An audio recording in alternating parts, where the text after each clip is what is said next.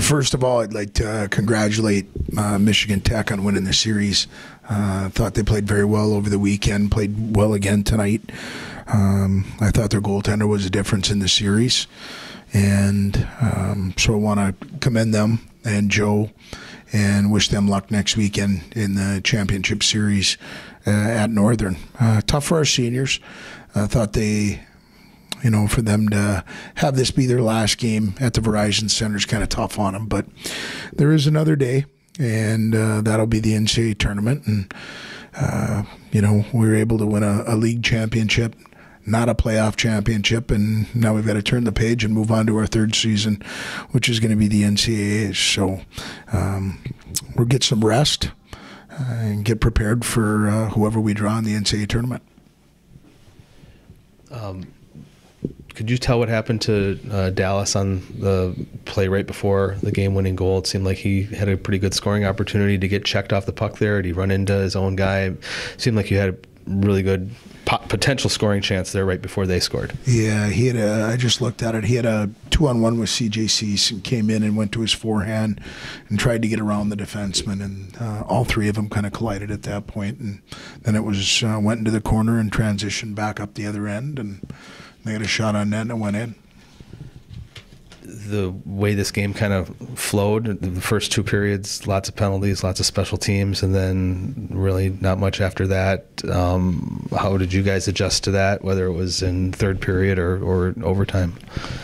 Well, you know what, I look at the game in its entirety, and we start off early, and we're killing a bunch of penalties to begin, and then we get some power plays, and Zeb Knudsen scores a goal to get it back to even. And really the Achilles heel for us this weekend was our 5-on-5 play. Not so much defensively, I don't think, but I do think offensively.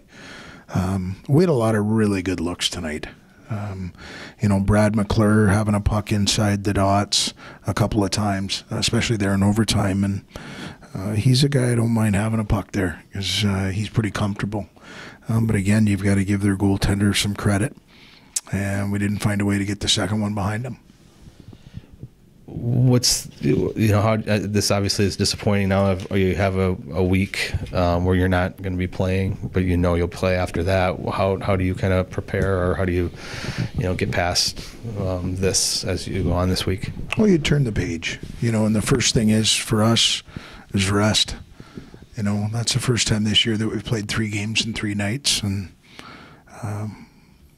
so I told him we'd talk a little bit more tomorrow, but tomorrow's a day off, and we'll manage our week as it comes. But right now we're just going to focus on getting some rest for the guys that played, and then the guys that didn't, making sure we're getting them prepared for if they get their number called, that they're ready to play.